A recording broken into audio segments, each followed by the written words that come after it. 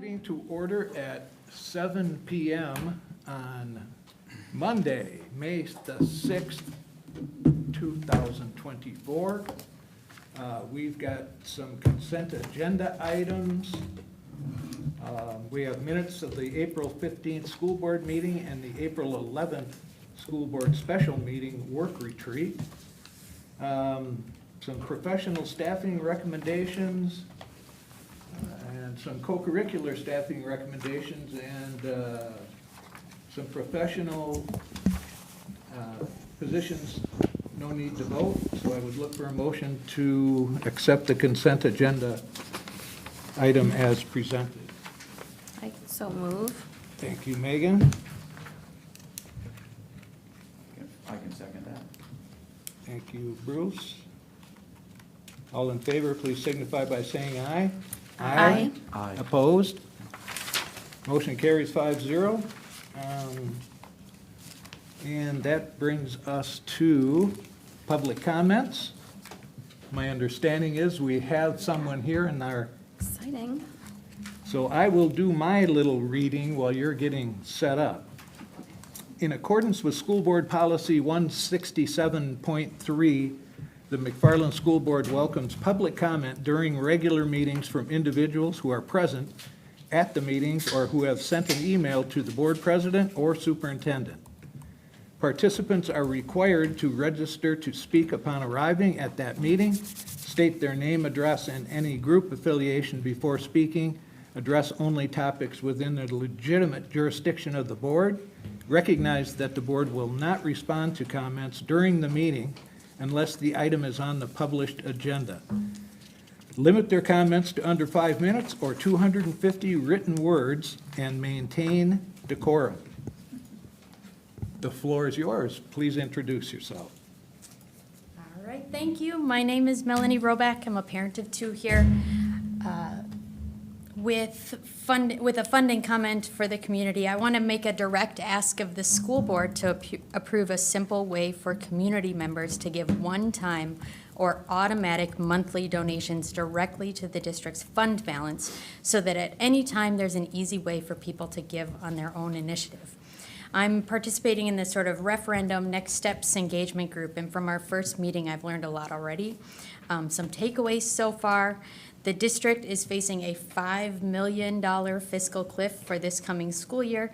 In very simple terms, here's why. A 1993 state law set limits on how much our property taxes can go to our schools.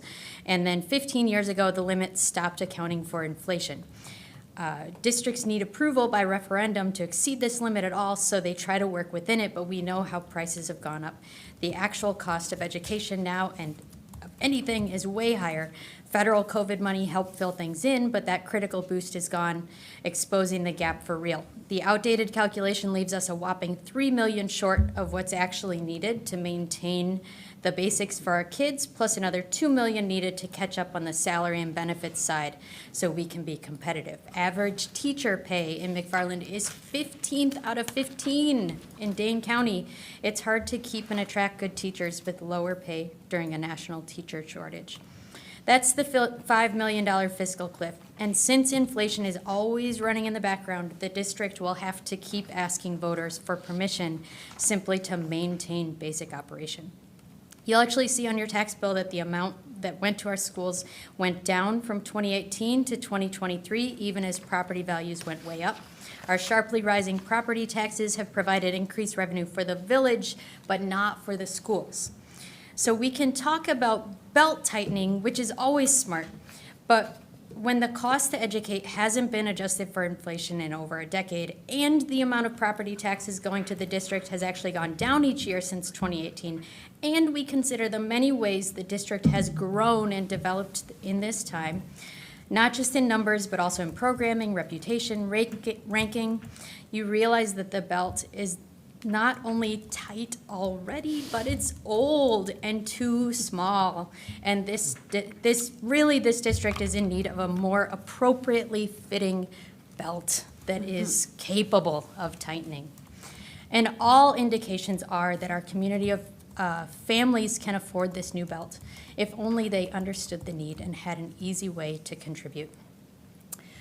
Mount Horeb is fresh in our minds. Last Wednesday, we all put ourselves there. That devastating disorientation of getting a message like that during your kid's school day. Good teaching is all about relationships. We know this.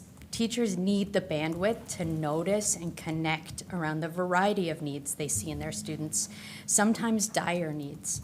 Teachers' relationships with students and fostering healthy peer relationships are far and away the first line of prevention available to schools regarding any number of health and safety crises. Every teacher knows this. The district's not going to say it because it's scary and sounds manipulative, but it's the truth. We can never control or predict these situations 100%, but there are steps that give us an obvious advantage. Steps like smaller classes and extremely competent, vigilant, socially adept, and not overextended teachers, and paying teachers a wage that acknowledges this ridiculous risk and appropriately rewards them for sticking with it. Now, the fund balance. The fund balance is basically the district's savings account. It's currently about $13.6 million, and last year earned about $400,000 in interest, a helpful source of free money to the district. The balance actually fluctuates quite a bit during the year, though, because bills are sometimes due before funds come in. If more of the money stayed in there all year, the interest earned could be quite a bit higher. Without adequate revenue, though, this fund balance goes down, and so does the interest. Next year, they anticipate half as much. This fund balance could be like a pseudo-endowment. If we build it up as a community, especially by opting into regular monthly giving, we accomplish a few big things. 1, we provide more immediately usable funds for the district. 2, we build up the nest egg that's giving the district free money via the interest, therefore multiplying our giving. 3, we probably do not eliminate the need for referenda, but those who can afford to pay more enable the school to make smaller asks of the whole community through its future referenda, and we can afford it.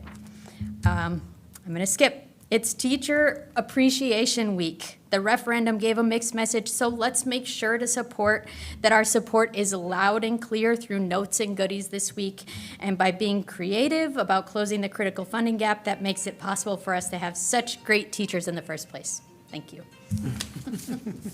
Keep your own clock over there. Well done. Nice timing. Thank you, Melanie. Thank you very much.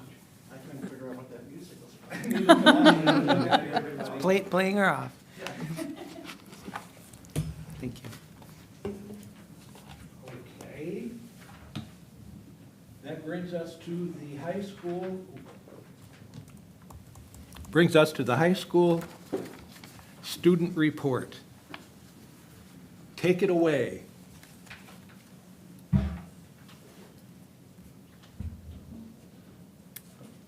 Oh, can't hear him.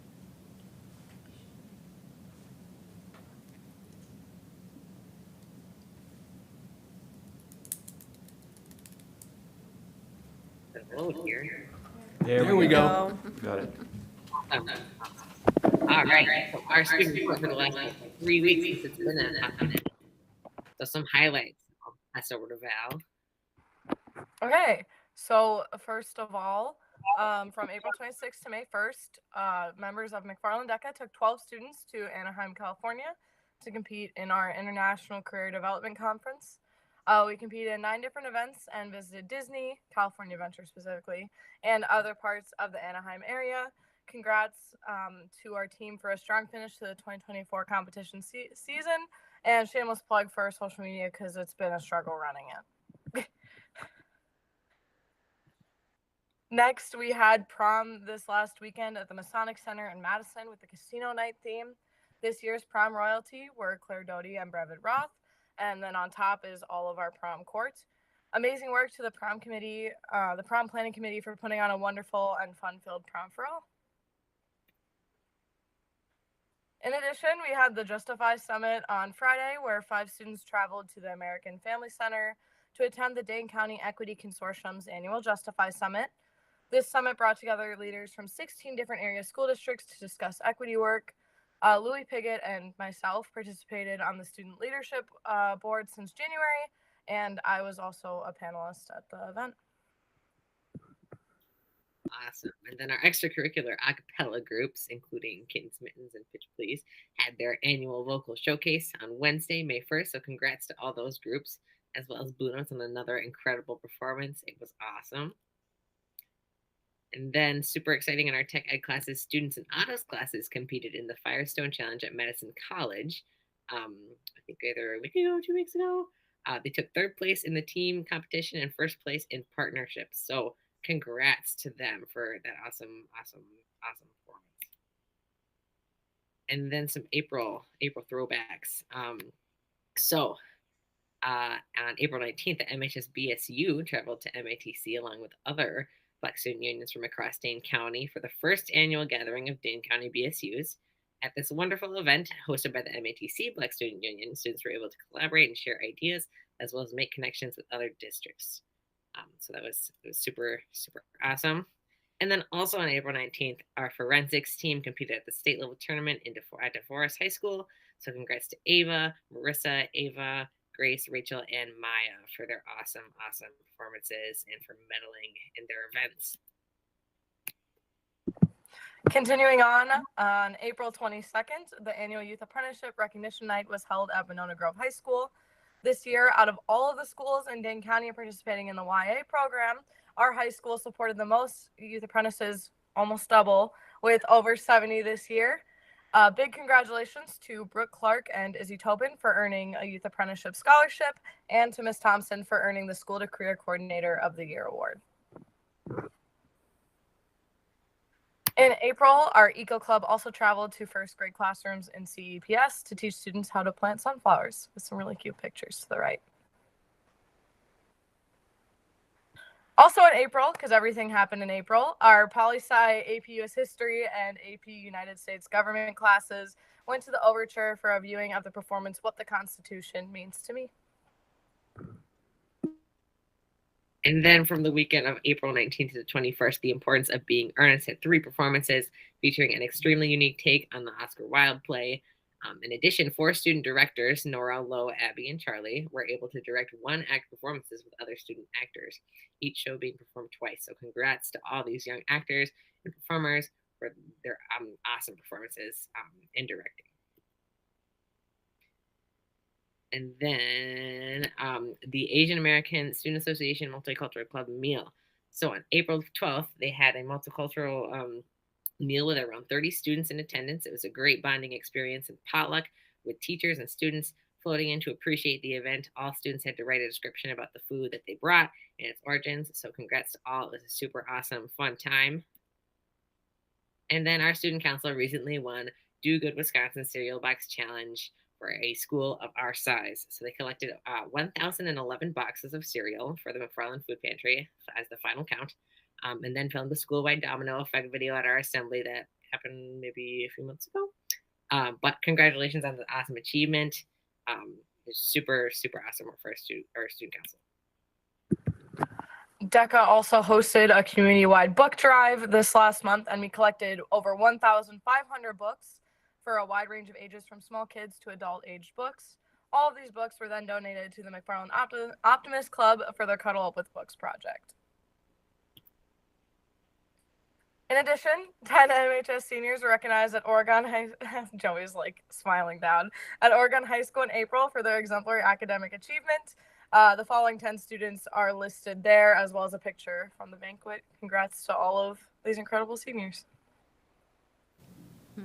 I see 2 of them right there. I can see both of you. In addition, the next 2 weeks at MHS are not fun-filled, but we'll pretend like they are, with students taking AP exams. There are over 200 students taking over 400 collective tests this May. Today was the start with AP Gov and AP Chem, and a huge shout out to Ms. Wink, our testing coordinator, for all of her hard work in coordinating the extremely large amount of AP exams taking place these 2 weeks. Awesome. And then May is Mental Health Awareness Month. So our Hope Squad is celebrating by traveling to other schools in the district, including IMMS, to teach students about what Hope Squad is, as well as SEPs to play recess games with our younger learners to teach them about sportsmanship. We will also be partnering with Grace Coffee for our fundraiser for the rest of May. So starting today, if you purchase a raspberry vanilla Italian soda, part of the profits will be donated to the MHS Hope Squad. And then MHS Student Council is hosting a Cancer Week awareness and fundraiser for Miss Neal at IMMS, who recently got diagnosed with cancer. They'll be having a bake sale this week as well. There are some of the dress-up days, and then the are also fundraising for the Teacher in Paradise fundraiser to send teachers away for a block. So super, super awesome. Okay, the week after that, so Cancer Week's next week. The next week after that is Culture Week, which is a community-wide event running from May 20th to 24th with lots of different events, with all of the proceeds benefiting next year's Culture Week. We will have a bake sale at MHS on that Tuesday. And then throughout the week, we'll be having a fashion show with different cultural clothing from different students on Wednesday. On World Market Night, on Thursday night, we have 3 restaurants in attendance, and hopefully I think our jazz band is playing again. And then we will conclude with a community movie night on Friday. We actually have 3 food trucks since I wrote this at 10:30 a.m. And a showing of the Elementals. As well as we are creating a community-wide cookbook where anyone can submit different recipes that mean a lot to their family. And we're going to have bell announcements in different languages. So stay on the lookout for some Culture Week updates. As for athletic updates, last week at the Stoughton Invite, Julia Ackley and Isaac Ewing both broke school records. Julia reached 11 feet and 9 inches in the pole vault, while Isaac ran his 3,200 meter race in 9 minutes and 20.55 seconds, which, by the way, I'm not sure I could run a mile that fast. So that's incredible. Congrats to both of these incredible athletes. In addition, congrats to the boys team for taking first place at this meet and the girls for second place. Awesome. And then a big congratulations to Ava Dean, one of our class of 2024 seniors, for becoming recipient of the incredible WIAA Scholar Athlete Award at the ceremony in Stevens Point this past weekend. And then we're going to finish it off with some student staff updates. It is Teacher Appreciation Week. And for the past 2 weeks, we have shouted out Mr. Domack, Miss Gunther, Miss Miller, and Miss Songvi. So congratulations to all of them. Shoutouts are super, super well deserved. And that is it for today.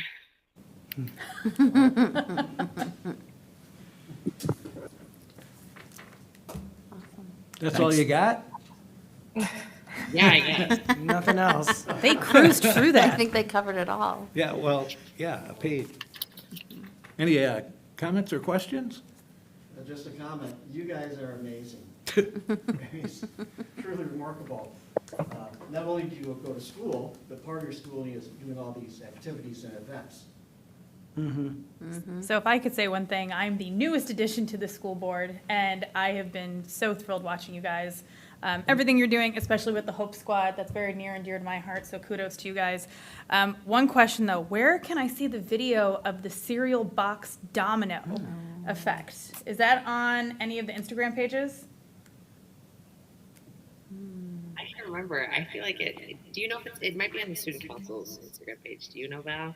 I don't think it's on the Student Council Instagram page, but I do know you have a kid, so it's in the Spartan Scoop somewhere. All right, I do have a That is kid, from the so, Spartan Scoop, yeah. all right, I'll do some Spartan digging, or I'll Scoops. make him do it. Thanks, Val. Somewhere in I there. might find it. And I saw it on Facebook. Oh, okay. Oh, he's, okay. Anyone else?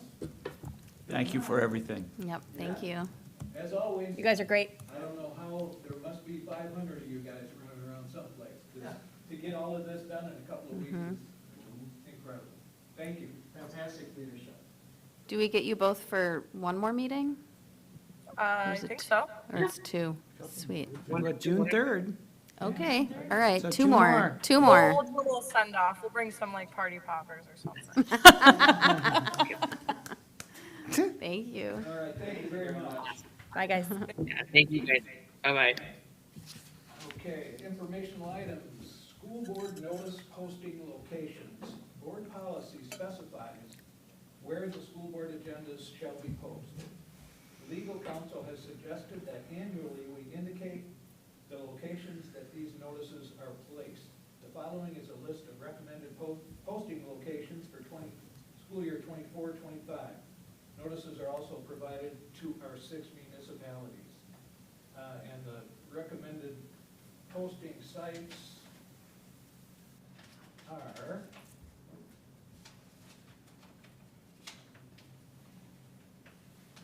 we go. McFarland Thistle, Herald Independent. McFarland Cable Channel. McFarland Village Hall, E.D. Locke Library, One Community Bank McFarland, McFarland House Cafe, School District of McFarland website, McFarland High School, Indian Mound Middle School, Wabisa Intermediate School, Conrad Albion Primary School. Okay, so I would look for a motion to approve those posting sites. Oh, we don't. Sorry. Nice. Craig, can I also make a suggestion? Sure. What about our charter school that we run? What do you think, Aaron? I mean, we could. I don't know that they don't have a high traffic. I mean, we certainly could inform them of the board meeting, but in terms of posting Maybe it, electronically? Electronically, yeah. could add them to the list. And these are these just the official ones? Do we post them elsewhere? Right? I think this is the, Okay, this is where they go. got it. If you have any other suggestions, Yeah, I was wondering about Grace Coffee.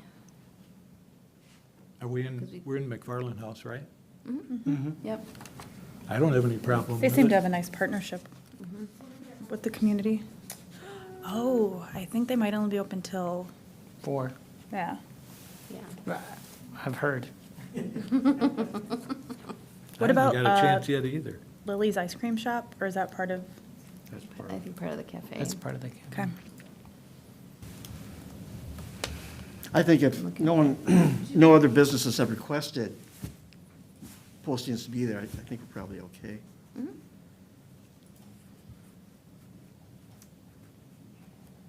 I'm seeing lots of eyes on me. Yes.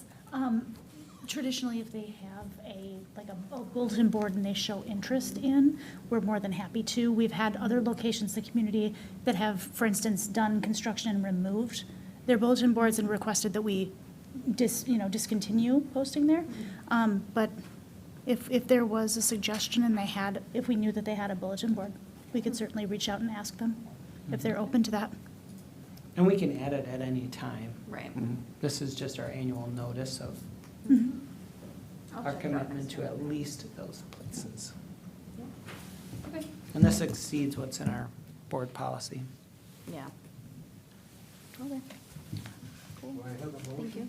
We don't need a No, motion. we don't need one. It's just informational.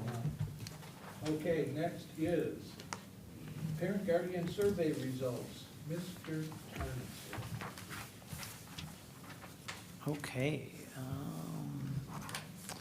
So I am here for the annual, now, this will be the second annual presentation of our parent guardian survey that was provided to our families.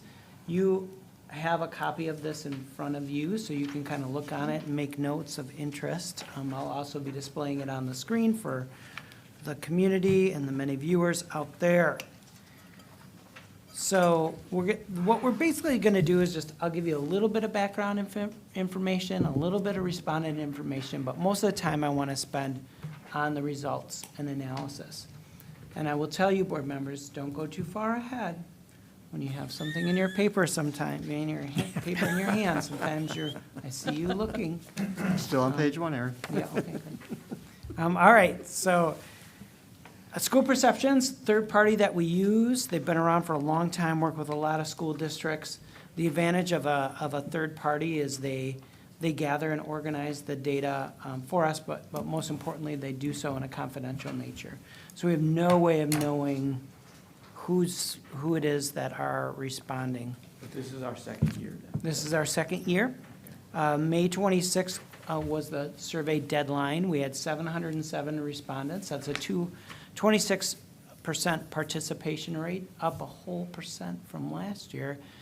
One of the things that I want to be clear on is this is determined by individual respondents. So it's sent to all parent and guardians. that may include multiple members of the same household. So I know sometimes families will say, oh, you filled that out, I don't need to. So that does impact the participation rate. Are you able to see how many households? We aren't. Okay. No, we're just able to know individual contacts. In terms of the schools that the respondents' kids attend, that aligns well with our student enrollment. So a nice percentage there, as you can see. You know, we would expect to see a little bit more at the high school because they are much bigger, but it also fits what we see for parental engagement. Grade level of your children's, you can see that children is pretty evenly distributed across grade levels. So I feel like it's a pretty representative sample.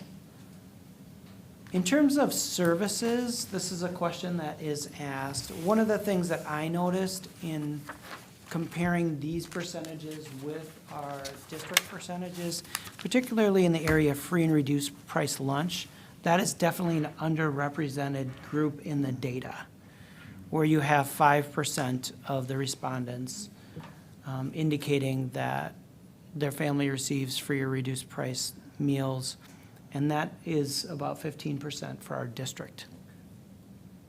Is there still a stigma attached to that free and discounted meals? 'Cause I know that was an issue of, in the past, that parents didn't necessarily want that information out for the public, but. Yeah, I would say it probably is. I mean, it is anonymous, though. Right. So, I don't know. I mean, I suppose there may be people who don't want to acknowledge that on the survey, and don't trust that it's anonymous, maybe. Yeah. But regardless, the results are skewed in that Are regard. the other ones, like special ed and 504 plan, is that pretty close to? It's pretty close, yeah. Okay. In terms of race, ethnicity,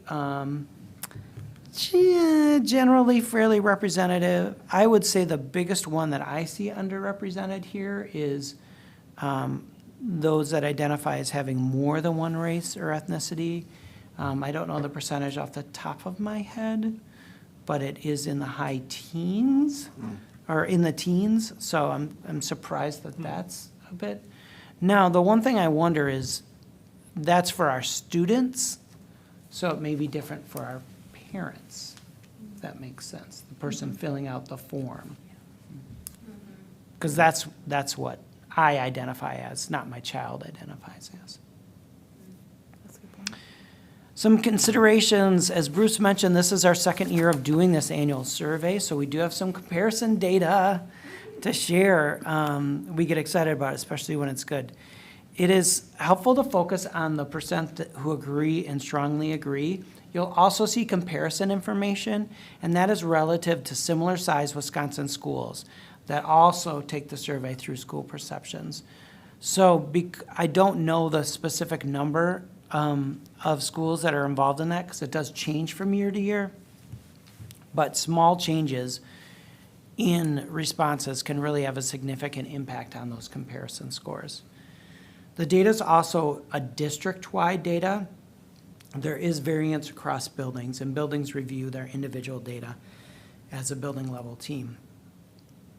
So they have done or will be doing that as well. Overall, I just want to provide a lot of summary in the beginning, and then we can get into some of the details. It'll get a bit redundant, but I think there's value in recognizing some themes. There were significant increases in all of the 4 indexes, which I'll talk about in a little bit, in all of the individual questions. All of them. 100% of the individual questions showed improvement from last year, which I think is amazing.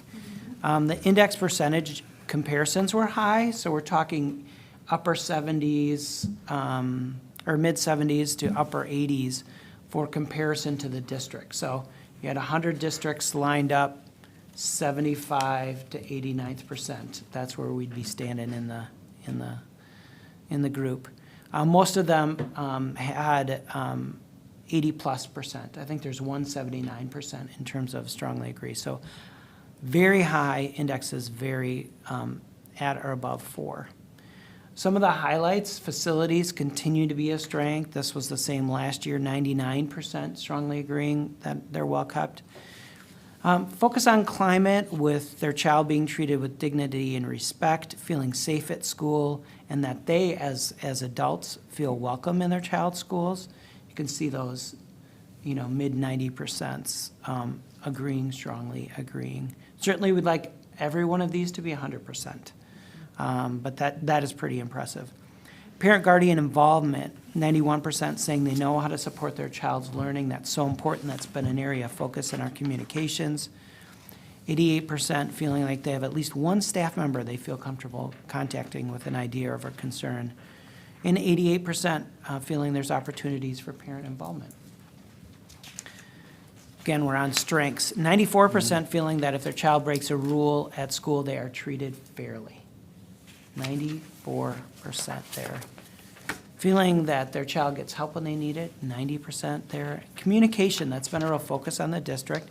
Feeling it's timely and transparent, 89% agreeing, strongly agreeing, and that 87% say school communication is either good or great. And I'll show you the comparisons to the past coming up. 91% feeling they're satisfied with how much their child learned this year. So again, of course, there's 9% that didn't agree with that. So that's something to focus on, but overall, very positive in those regards. Areas of growth for us, bullying continues to be an area of growth. 79% agreeing, strongly agreeing, they're satisfied with the school's efforts to address bullying. I thought it was interesting that number, 79%, places our district in the 92nd percentile compared to other schools. So obviously, this is an area of growth for many school districts, including our own. We did go up from 75% last year, so that's something. But we are implementing our district behavior response plan and updating our bully. We have updated our bully prevention and intervention plan, done some training with our administrative team. So we think that's partly indicative of the results there, and that we'll continue to see results as we expand that implementation. In terms of culture, 84% agreeing that there's a healthy culture at our school. Again, 84% is still a high percentage, but certainly not what we would hope it would be. That is above the 78% that it was last year. And feedback to school and teachers, also 85% here. So feeling that they have opportunities to give feedback. So we're continuing to expand those opportunities through different means. I think we have work to do in that regard. We've tried some things with some success, resulting in that increase from 80% last year to 85%. Communication, 87% strongly agreeing. They're updated on how their child's doing. So we continue to, and this will be a never-ending area, in just finding out how much is too much, providing consistency across teachers and buildings, and how much they communicate about student performance. That is something we'll keep working on, how to use the tools that we have for families to access electronically progress. Now, it's an improvement from 83%, but still an area of growth. Some of the comments continue to be, some people feel there's way too much information shared, and some people feel there's not enough. So I don't know, maybe that means we're doing something right, but some of the areas we're working on as buildings is being clear on when we email something versus put it in the newsletter, that sometimes something deserves an email. And families are asking for more emails, and some families. And then also being clear on when we need to repeat something and when we continue to repeat it in every newsletter. You have a thought there? Quick question. Was there a correlation between what age of students had, what parents felt they were receiving too many emails versus not enough emails dependent on what age their kids were? I don't think so. Okay. I don't think so. From our breakdown at a building level, it was fairly consistent across buildings. I think it is, to be honest, kind of an individual person preference. I mean, I love a good email, like all over the place. Yeah. And More some knowledge, the people better are for like, me. put it in the newsletter, so. But I think we'll keep working on it, and I think we can be more clear and concise in our communications, always, myself included. I'm gonna look at the index with you. Now, these are where they take several items and they put them together into one score on these 4 areas. And as you look at these, a reminder of 5 is the highest. That's strongly agree. So both informed and included are part of our key performance indicators that we use to measure for our strategic plan. So you can see the growth that we had in those 2 areas. Informed being up to date on your child's progress and what's happening. And that is a 4.1 average score there. Included, feeling welcomed, respected, and part of the school experience. So those are our primary 2 that we focus on. Educational excellence about the child's school being effective in helping them learn, develop, and succeed. Atmosphere about feeling safe and supported and also experience accepted, respected, and supported. So you can see all of those scores, right between the lowest being a 3.99 up through the highest being a 4.19 with the atmosphere. You can see the growth is between 3 and 5% there. And I think what's very interesting to me is the comparisons compared to other districts. I think that really struck me. So, I mean, I think these are nice ways to keep track of our progress. And given that we set goals on those first 2 indicators, that's progress to be proud of. I'm going to just show you the top 5 scores and then the bottom 5 scores. It's a nice way, similar to the summary. You see that these are duplicated. In terms of the strengths, there you can see these. In fact, I think I shared all of these with you in that. I think it's interesting to look at those comparison percentiles again. The bottom 5 scores. This is an area, I mean, it's still at the high part of our bottom 5 scores, but about schools teaching with materials that reflect my family's cultural and racial backgrounds. That's something we continue to work on. That's an indicator that we will break down by race. We're able to do that, race and ethnicity, to see. Because if we look at those responses, and let's say 88% of our white families are saying that they agree with that, and the other 12% are all people of color, that's obviously an issue. So that's something that we do need to break down separately. But then you see the other ones that I mentioned in the areas of growth previously. Moving on, this is one that I think is a good overall indicator, is how likely are you to recommend our school to a friend or a family member? So this should be a 10. It is an 8.08, which is higher than the 7.67 that it was, and higher than the comparison. But that's something I think we continue to work on.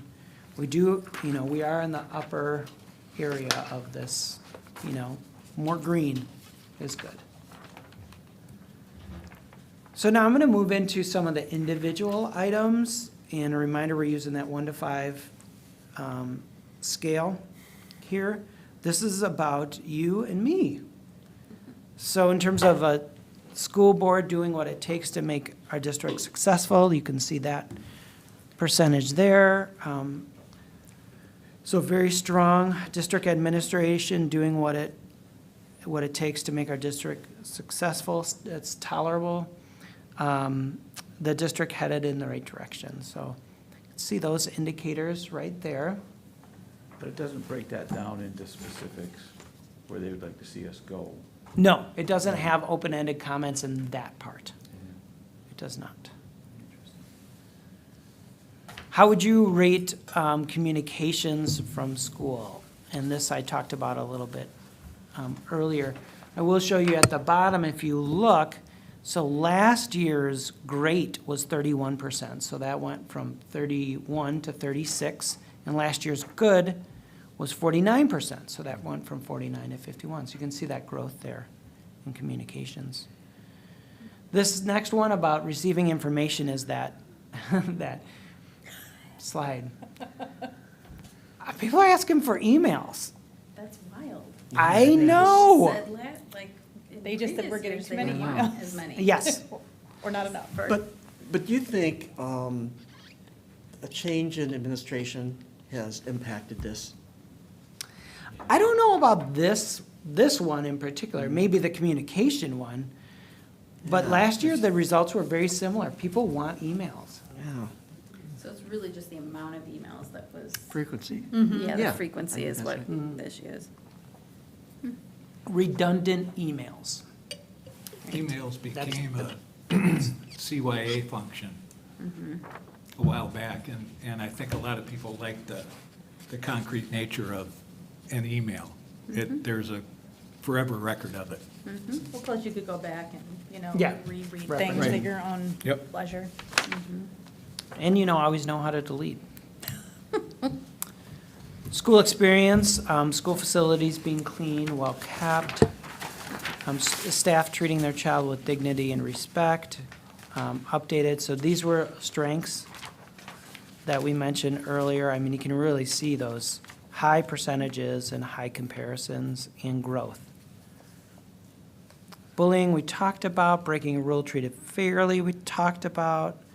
Most days my child enjoys going to school. That was one that, as an administrative team specifically, we talked about at length last year, because that 3.94 just didn't sit right. 4.11, 89% feeling that way, feeling like there's some growth in that area.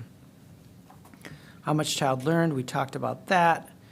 Talked about school communication being timely and transparent, so you can see that growth from last year. Child feeling safe at school, certainly extremely important. Really feel that 95% strongly agreeing is very high. Opportunities for parent involvement, and we talked about the materials. Having high expectations for their child, 89%. Certainly a high number. Providing feedback to our school teachers and leaders, having those opportunities, that's something we got to work on. Continue to work on. And knowing how to support their child's learning and feeling welcome at school. So again, this is a bit redundant, but I wanted to make sure you saw those. I think on this one, my child is able to handle the emotional challenges of school. That was something that we were concerned about last year, but felt confident that with the addition of the student services staff and some of the structures of the school day coming out of last year, we felt really confident about that would improve, and thankfully we saw those results go from that 3.96 to 4.08. The others I mentioned earlier. Homework. The overall amount of homework is nearly identical responses from last year, just right, 71%. So Goldilocks right there, I'll take it.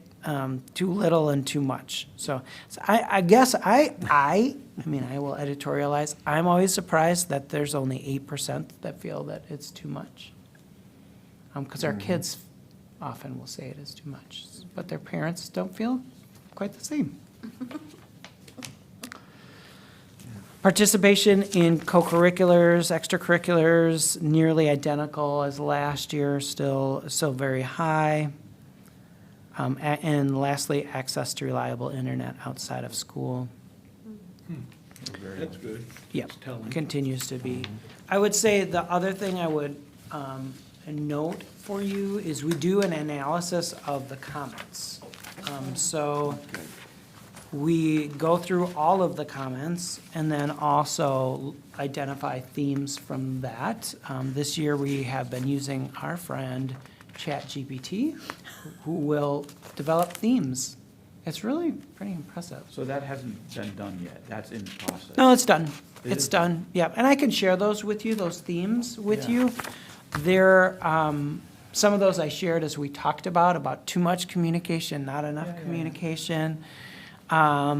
This, there was a lot of conversation about school funding and our budget and just concern about that, which you would anticipate, right? This was in March.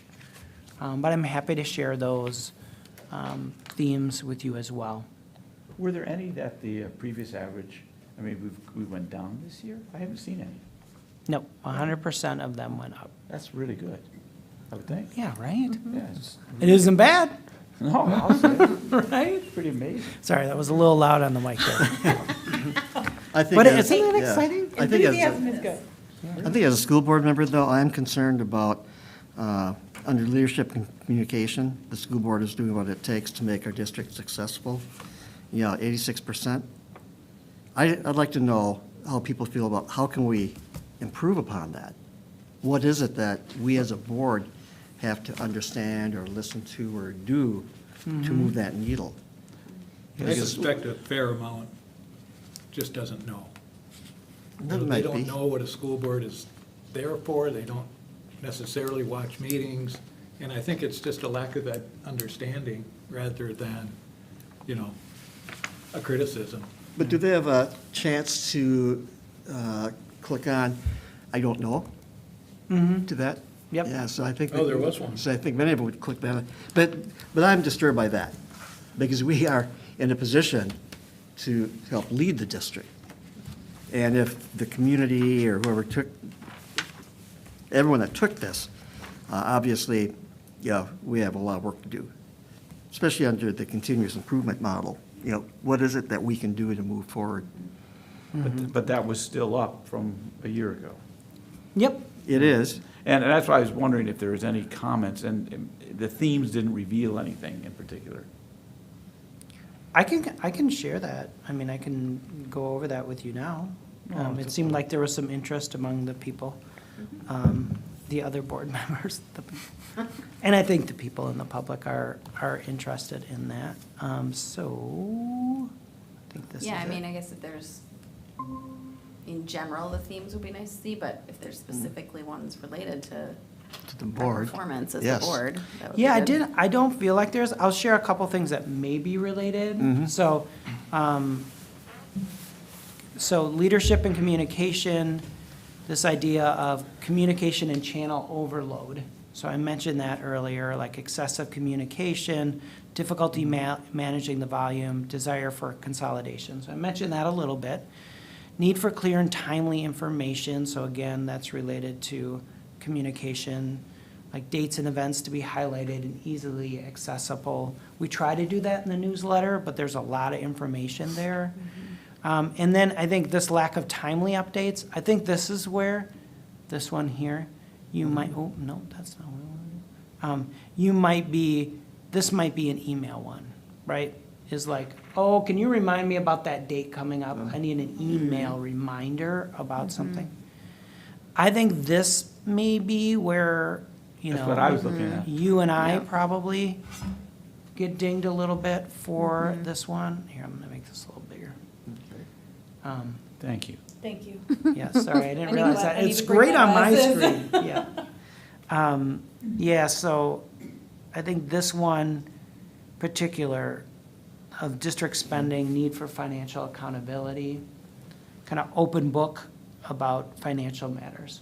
I think that's probably it, given the timing of the referendum. Yeah. Yeah, but I'm wondering if, again, our most recent, the community engagement that you've started, we had the first one last week. Yeah, for I the wonder if, referendum. by next year, that's gonna start Oh, kicking yeah. in. Good Because point. I would have said, I think after that meeting, there was a lot more sense that, I think we have been very transparent. We have been, After which meeting? or have not been? After our first meeting, yeah. We At had the some- referendum We had some engagement people session. at that meeting who were corroborating the things that we had been saying, and they were in a Okay. position to be able to corroborate it. And it turns out, I think a lot of people left going like, oh, it was, to me, it was fascinating. I think It that was wonderful. both meetings. Yeah, so I was only there on Monday, but anyway, that's wonderful. So that's good. here you can see there was, I would say that this area of diversity, equity, and inclusion partly relates to the human growth and development conversations. Sure. And there were so many polar opposites Yes. in the comments that it's like some people would say you're not doing enough, some people say you're doing too much. A lot of it, to be honest, wasn't specific. You know, there wasn't a specific thing, or sometimes I saw something specific and I was like, well, that's not really even true, but it just goes to show you need to be clear Yeah. and more proactive on communication regarding that. In terms of this, there were some complaints about handling of incidents, lack of responsiveness, particularly related to behavior. Even though those indicators were very high percentages, those were some of the comments, and I think, you know, those that weren't satisfied had some pretty strong emotion. I certainly don't want to disregard that. You know, questions, you know, always improve communication on discipline. Concerns about favoritism, you know, inconsistency in disciplinary actions. One of the things I noticed in some of the comments is it seemed like some of the comments about discipline were somebody talking about something that their child told them about. And I can share all the comments with you, versus something that their child experienced. Oh, yeah. Do you understand? Like this happened to my child. Yeah. And I found that was somewhat interesting, but I wouldn't be surprised by that, though. yeah, I just thought it was I think interesting. that's- But there's always room for growth. Sure. It is not easy. Others, you know, gets a bit redundant down here in some of these themes. And mixed opinions, I mentioned on DEI, admin, varied experiences, suggestions for, so. And then there's a bunch of other areas too, like, to me, being involved in my child's education means awareness, communication, support and guidance, partnership with school. This is why I didn't show this all to you, it's pretty overwhelming. Advocacy and accountability, empowerment, engagement. So that's just asking them because, you know, there's that question about being, you know, involved and engaged. What does that look like for you? And then the comments, questions, suggestions, those themes are very consistent with these themes up there. And then there's strengths and concerns. So it gets a bit redundant in the comment analysis, but I'm happy to share this with you. No, you answered my question, Aaron, so thank you. Happy to do that, yeah. I'm trying to see if there's anything board specific. I don't really see anything. You know, more frequent updates on their kids' performance. Yeah, very repetitive.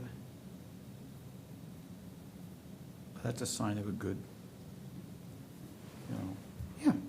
What do we mean when we say we have a healthy culture? I mean, is that physical health? Is it mental health? Is it everything, the whole student? But is that what we're referring? That just seems a bit nebulous. Yeah, I mean, it's what the people think it means. Yeah. So I guess that's Yeah, I more guess of a that's the fair answer to carrot, that. yeah.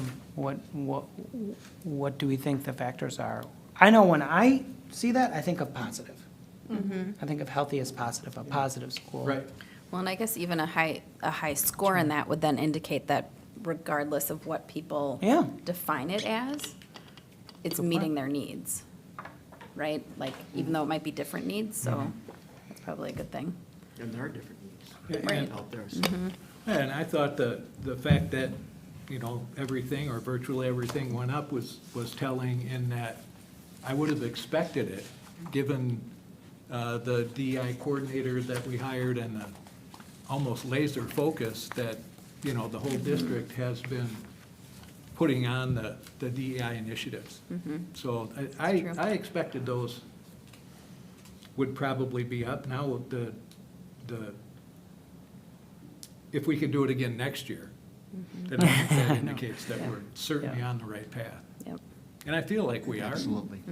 Well, and that's a good point, because we talk about it a lot, and we're just developing the metrics, like last year was the, you know, Yep. getting the baselines and things like that, but those really indicate that, that idea that equity work really brings everybody up. Like, it doesn't just focus on point. marginalized or underrepresented, so those are good. That's a fact. Good scores. Anything else? Not about that. Okay. Thank you for spending so much time on that, Aaron. Yep. Yeah, I Especially felt about Time that, well spent. yes. That's a lot. It's a- Yeah. Yeah, there's a lot of comments. I mean, I wish all of them with you, but All right, set let's some time aside. move on. Mr. Mooney, the Yes. Spring WEVA Retreat. Okay, thank you, Craig. This is a little longer because last week we've had their second of two retreats. There was one in the spring and one in the winter. The takeaways that I came away with is 20% of the enrollment at WEVA are with students with special needs. But we knew that before. The 24-25 projected enrollment increase, they anticipate a 13 to 23% increase, up to 5573 students at 13%. Now, present enrollment is 4573. Enrollment projections for 2030, which is only 6 years away, 7,658 students. That's a heck of an increase.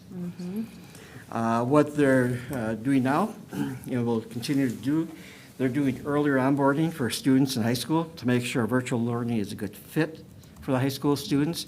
They used to do it once they got enrolled, so they want to catch them even before they're enrolled. And then they can make the decision whether or not I, as a student, is a good fit for them and vice versa. I'm So sorry to interrupt. Can I ask a question about that? Like, what does the onboarding look like? Do you know? Yeah, I don't know. I think it's a week long, and it's probably running through sample coursework, student work, obviously, parental support at the high school level, the reliability and responsibility that the student uses during that short period of time.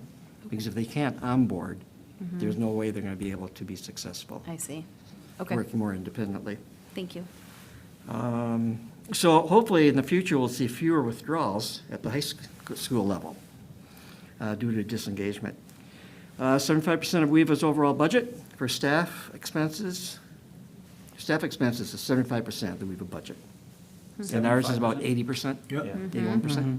That's interesting. Looking ahead, students taking state tests virtually in the future. They're trying to pass legislation, so students don't have to go to specific centers across the state. Rather, they'll be able to do it virtually. Probably one of the best pieces of item, $1.4 million is what we've been receiving from WEVA in the past. It'll be $1.7 million this year. Yay. Again, my suggestion is to designate that additional $300,000 towards a future referendum to cut down that cost. More discussion later, I'm sure. Stride K-12 is in progress of creating a third grade reading guarantee for parents via curriculum revisions, coaching, mentoring, and remediation tools for students in grade 3 who do not read at the third grade reading level. That is quite the initiative. So it'll be interesting to see how this all entails. And much of it will take place during summer. Annual Stride K-12 conference will occur again in October. A lot of the time during the retreat this time, they talked about health insurance bidding out. We had 2 vendors come in that talked about it. Once again, the team of WEVA staff talked about strategic planning using the 3 Gs. You've heard me talk about it before: growth, engagement, and graduation. They're also working on what does sort of their vision of a graduate. What does a graduate look like, sound like, act like, as they exit WEVA with a diploma? We worked on WEVA goals for the next year, and it was interesting. WEVA and CISA have partnerships in 6 of the CISAs. I wasn't aware of that. Right now, we have 5 to 6 pathways presently. We're adding education pathway for those that are thinking of becoming teachers, which is great news for us, and the arts pathway, starting 25-26. WEVA prom was 10 days ago, highly successful. That was held in Madison. That's a Where was it beautiful- at? was You know, at I'm the trying to Masonic think. Temple Oh, Oh, so yes, our that's Well, that was up on ours. Wisconsin. That's where No, where ours was the was. Viva? Yeah, Oh, you know, I'm sorry. Yeah, I can't remember what Yeah. they said. Yes, Aaron, sir. do They you? did tell us, didn't they? And I see the picture in my mind, but I can't. I cannot what it was. remember. Somewhere local, though.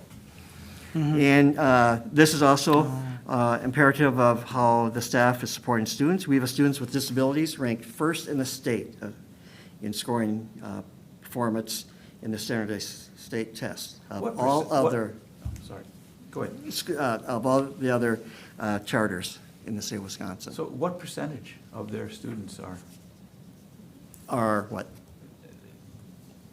the category you just mentioned? Special education? No, you said they scored number one in what was the, State assessments. and for Special, Yeah. special needs. On the- Special needs, Yep, Well, they're special ed need students, okay. okay, but using the state assessments. And that they're- was my question, I'm trying to, But I don't know what percentage. I wonder what percentage Yeah. of their students Yeah, I are don't just know. special I don't know. needs. Sorry. But they're ranked number one in the state. Being the largest Yeah. charter school is remarkable. Wow. And that concludes my report for tonight. Thank you, Tom. Tom, you do an amazing job. You really do. That's yeah. excellent. It was really good. And you know. Aaron was there. I was you know. there, yep. Yeah, Yeah. and one piece I did not mention is that they're doing more outreach to school districts. So if they Yes. can't find a teacher, for example, they will provide the teacher virtually. And they're trying to establish some type of contracts with school districts to fill that gap.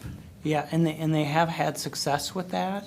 Yes. You know, where districts were not able to find a teacher to fill a certain position, and they have whole classes. that- This is that they phenomenal, provide. because I'm pretty sure the enrollment at WEVA pre-COVID was 2,000 to 2,300, something like that. Probably about right. So it doubled. 2,500. Obviously, the pandemic is gonna have an impact on how you wanna educate your child, but Well, it's I gonna don't go know. to 7,600 by 2030, it's gonna yeah. double again. I mean, so- it's amazing. They're very ambitious. Time will tell, Yeah, you know? Yeah. And a lot of it is due to the marketing strategies they've employed over the past year now. Yeah, they were on both of the basketball tournaments. I know the head of school, I thought did a great job. Somewhat controversial with that Yeah. by other school districts, but- Yeah. Yeah. so, Thank you, Tom. yep.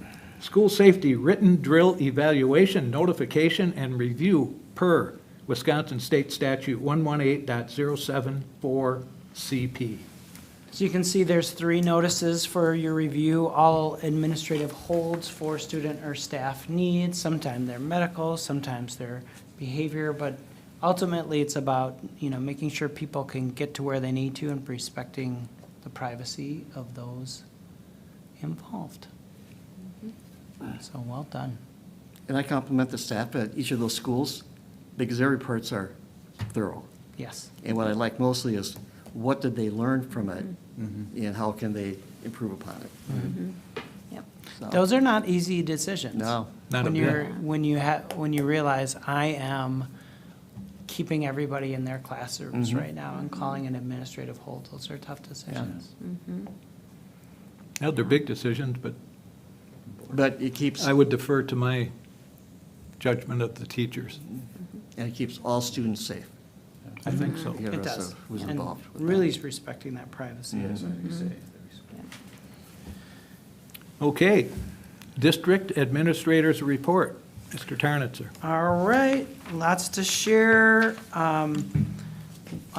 It's been a while now, but the summer offerings for MRAP came out, so not sure if you saw that, but Alicia and the team did such a great job. There's so many amazing recreation and aquatics things, so thank you to Alicia and Stu for that. Some of the new activities, I always like to look at the new activities.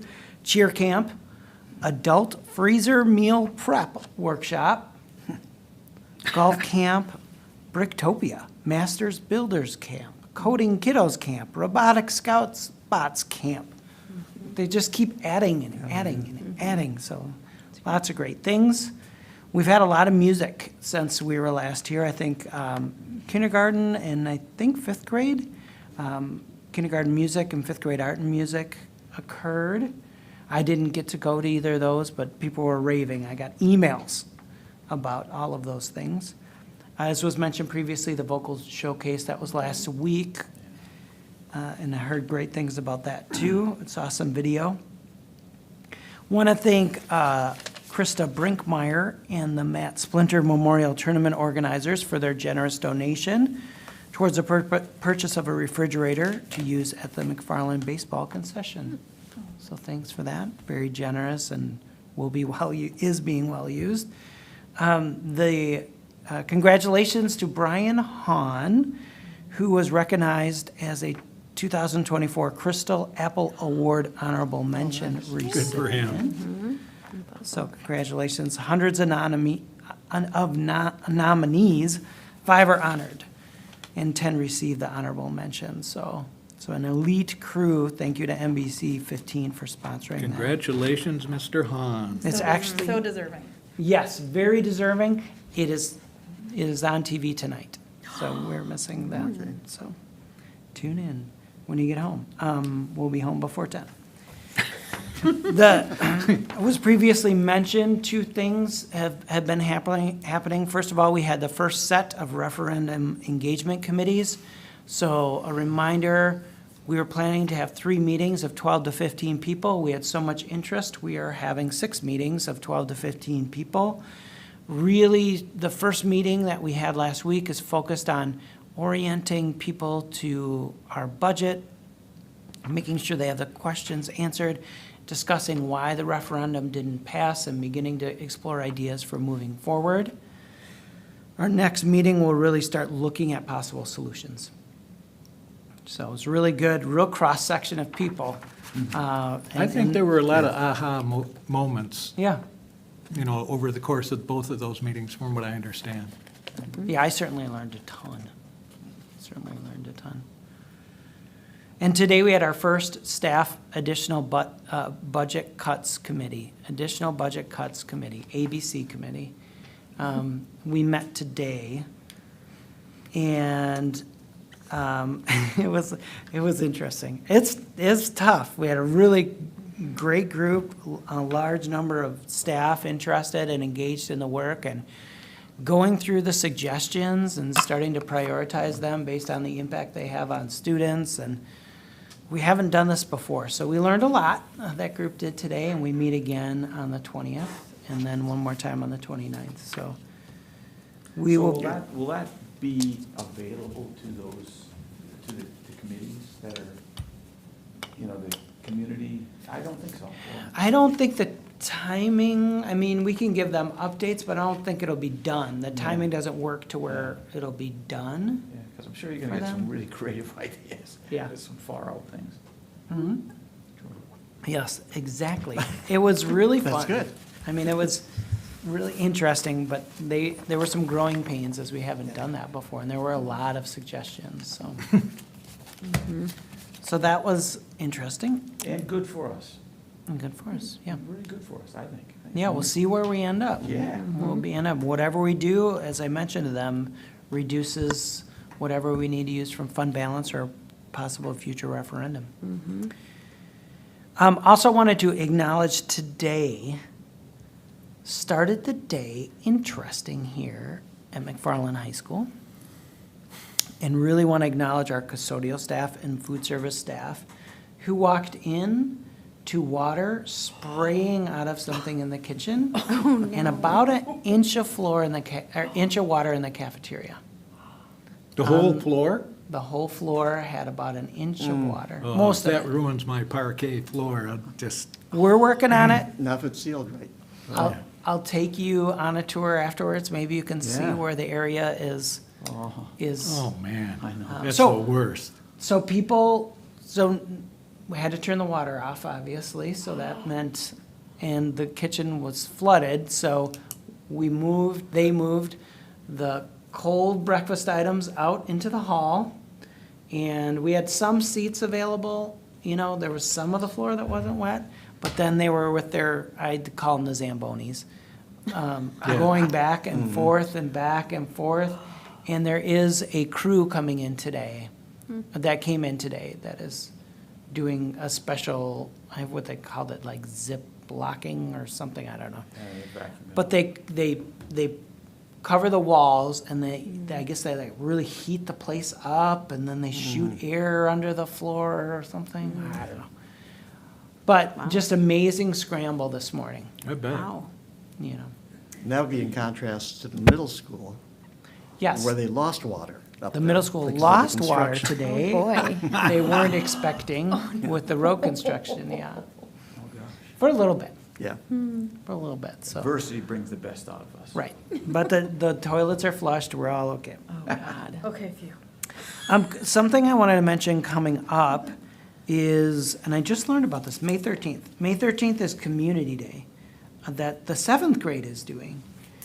So they are basically putting together like a service learning day with the 7th grade students. So they're partnering with community organizations. They're going to start by going to first grades, and they're going to read with students as part of their literacy time and connect with students there. And then students are going to divide up into different options, like creating a middle school garden, marking storm drains, a trash pickup in the community, resurfacing a park playground with wood chips in the community, helping clean the children's area at the E.D. Locke Public Library, weeding the community garden, preparing plants for the Larson House plant sale, cleaning monuments at the American Legion. So they've got all these variety of activities that they're going to be doing. So just 7th grade.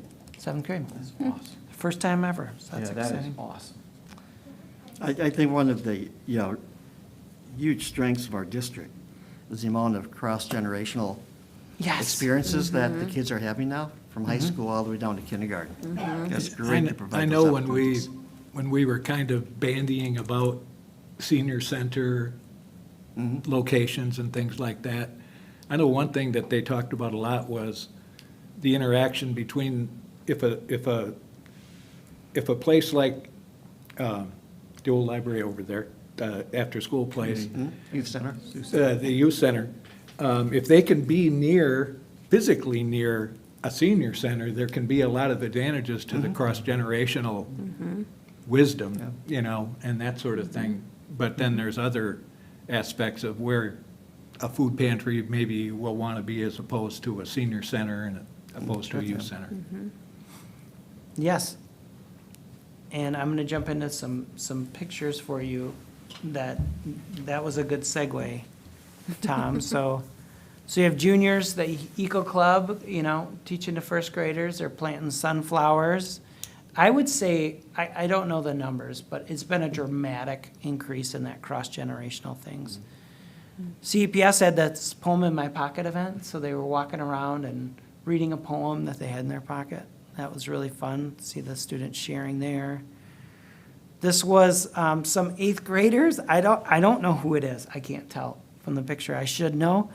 But Take Your Child to Work Day, they came over to CEPS. So it was a staff member's kid, I guess. Aw. Isn't that fun?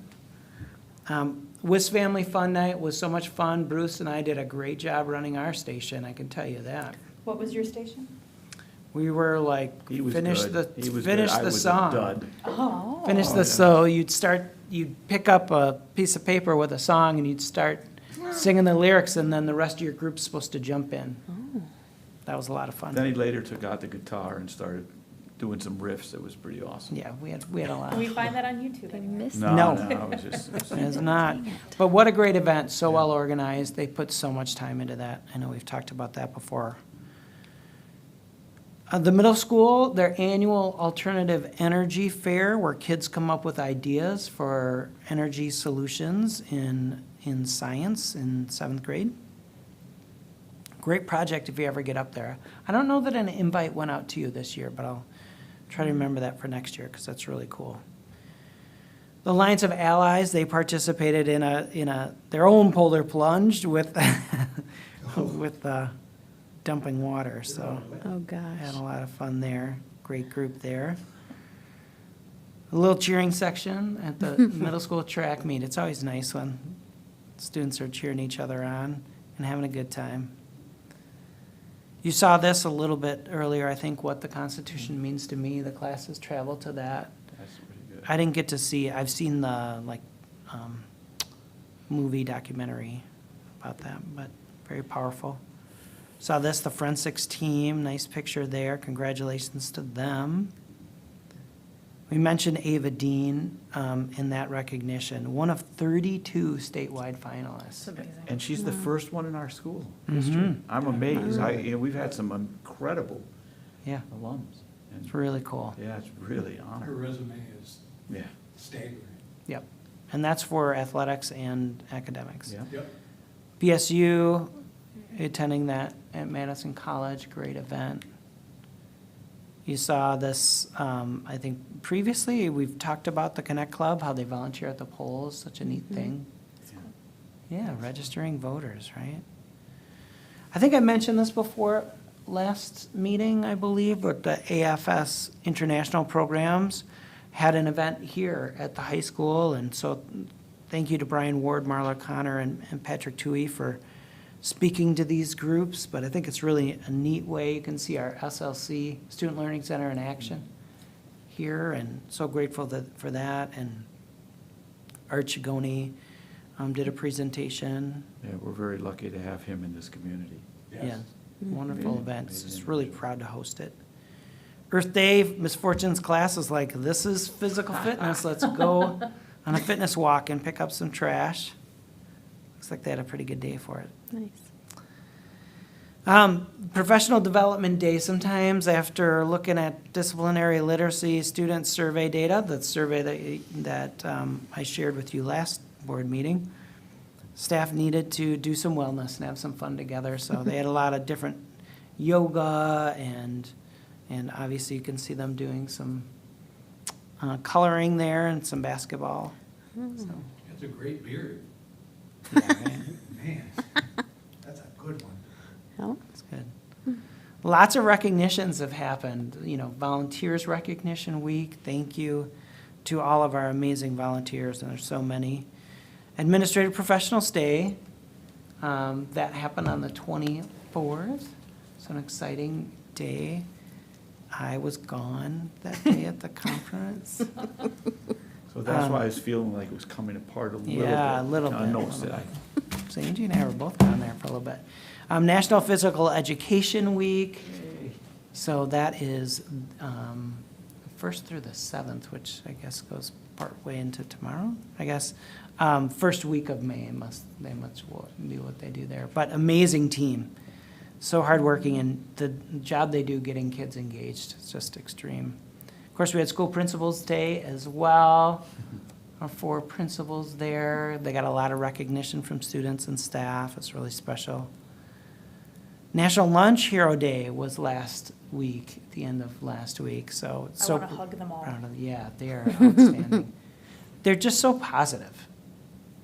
They're so positive, such an important part of our students' day. Hasn't changed for 50 years. No, The lunch ladies are yeah.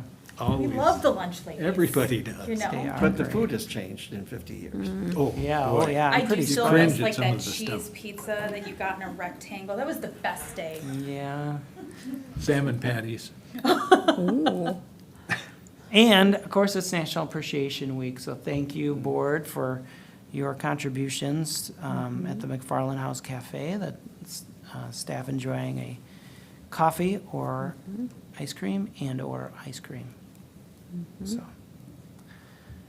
So that is my report. Any recognitions that the board members have to share? I have a couple. One is very last minute, because it was just today, but we had to update one of my kids' records, and we brought in all the necessary paperwork to Miss Walk, and I think on Infinite Campus, within an hour, we were getting like the updated, like things had been updated Oh, already, and I was fast. like, oh my gosh, that was so fast. So grateful to the, front office admin team at the high school. They're very fast. And then I know that the vocal showcase was highlighted, but there was also the a cappella Dane County Summit yes. at Oregon, Oregon High School. It was phenomenal. I'm an a cappella geek. I'm biased, but It was so fun to see, I mean, it was like 8 or 9 different Dane County schools came together and their a cappella groups. And just the celebration of that was wonderful. But, let's say McFarland had such a strong presence. Like, Paul Gregg really helps the kids embrace their love of music, and then, like, there's student-led groups, there's the group that he leads, and, oh my gosh, and I mean, I'm gonna brag a little, but the McFarland were really some of the best, and our Blue Notes had the only standing ovation. I heard the standing ovation. It was phenomenal. Under So- Those are pressure. spectacular. Yes, yeah, Under Pressure by Queen. Oof, it was so good. It's in the, there's a little clip of it in the Monday Minute, Okay. Okay. right? Or the Spartan The Spartan Spotlight video. For the high school? Yes, It's I cool. guess. It's cool. Yeah, I so. also attended that. You I did? didn't see you there, though. I didn't see you But we came in at either. the last minute, so we didn't have to pay. We would have paid the donation, but they had taken the table down. But you're absolutely right. McFarland, I would say, blasted the other schools out of the water. Yes, they did. And that standing ovation, it wasn't just for a few seconds. No, People stood no. for a long time. Yeah. A lot to be proud of. And certainly Paul Gregg, a lot Yeah. of things to be Yep. said about him. Another person I saw just today, I forget what her name is, I think she was the librarian at SEPS. But I went into the library, and she had the students in a learning area. They all had these robots, and there's like 3 pieces to each robot. And she was teaching them how to move the robot with their iPads. It was the first lesson for it. So they had to go through a lot of requisite things. But I was amazed at that. And I couldn't decipher if it was a first grade class or a second grade class. But regardless. Either way. It's something that we wouldn't have learned until high school many years ago. Yeah, Amy Martin there. That's amazing. It is. I know we mentioned prom a little bit, but it's just so much work behind the scenes, and I hope the students really appreciate all the work that goes into that. Sounds like it was a great, great event. I heard just wonderful things. I love seeing all the pictures. Yeah, it's Yeah. fun. The Capitol was wild. Like, our, JD's group of friends went down there, and, I mean, it was packed. Have you never gone down there for pictures during prom before? No. Oh, it's crazy. It's so It is. fun. It's wild. It is Yeah. fun. Yeah, it was It is fun. fun. We happened to be down there on Saturday night for other things, and funny. it's just always fun. I'm such a people watcher. Right? I just It love to is. see. It's wild. I mentioned going down there and I got a very hard no from the kid, so. It was fun. You don't listen to them. Yeah. I know, I just gotta go. The other thing that I would mention, it is National Teacher and School Staff Week. Yes. And on one hand, I'm opposed to that. But on the other hand, it should be every day Yes. throughout the whole year. You know, and it's too bad we have to identify one week, because what they do is remarkable throughout the whole year, including summer. So. And I just- unless you're there, you don't You don't really know. realize it. Yeah. And I always think, May? Yeah. I mean, usually we're starting to feel pretty good, you know? It's, that should have it in January and February. February's a tough one. That is a tough month in Wisconsin. Well, we should do it both times. Both times. Maybe we should make a Yeah. McFarland Yes. official Yeah. appreciation week in February. Well, Tom's been wanting to make a month. I think maybe quarterly would be good. Not a bad that idea, idea. but, whew. Yeah, there's a lot going on this week, by the way, too. We've got concerts, band concert, and middle school, high school, choir concert next week for middle school, high school, They're so good. Our kids are so bike to school talented. day, High school all music kinds of awards are stuff. tonight. Yep. That it? Right now. That's it. You're done, Mr. Tarnitzer? Sure. Okay, we've got a few action items here. First of all, action on 66.0301 Dane County New Teacher Project, otherwise known as DCNTP, Shared Services Agreement for the 2024-25 school year. The Dane County New Teacher Project is the parent organization of our McFarland New Teacher Mentoring Program. The district is a charter member of the DCNTP and renews our agreement with them annually. Administration recommends approval of the DCNTP Shared Services Agreement for the 2024-25 school year. If you are in agreement with this recommendation, I would look for a motion. Sure, I'll move to approve the 2024-25 Dane County New Teacher Project Shared Services Agreement as recommended by administration. Thank you. Do I have a second? I'll second that. Amen. Any other discussion? Hearing none, all those in favor, please signify by saying aye. Aye. Opposed? Motion carries 5-0. Next is action on summer 2024 extended contracts. Each summer staff with unique roles are provided compensation to complete summer work in addition to their existing school year contracts. If you are in agreement with these recommended summer curriculum hours, then I would look for a motion to approve. I can make that motion. Thank you, Bruce. I move to approve the summer 2024 extended contracts as recommended by administration. Thank you. Do I have a second? I'll second that. There we go. She's on the board. She's on the board. Further discussion? Yes, I have a couple things here. I think, in light of what's happened with the failed referendum and in preparation for a possible future referendum, I think we have to take a careful look at this proposal. The board has control over this. Unlike when we got together after the referendum, teacher salaries and that, we all agreed to, we're going to keep that in place. This is something that, it is a cost item. I think desperate times, means desperate measures. I think we have to be responsive to our existing future, our budget challenges and the future deficits that are in front of us. And I think if we place a referendum before the community again, I think we have to be able to demonstrate that we have continued to make some cuts somewhere. So I have a different proposal than what's before the board right now. On the topic of summer school and extended Extended contracts? contracts, yes. Okay, Specifically the total amount. okay. Yeah, and that's just to be clear that it's not connected with summer school. It's for Right.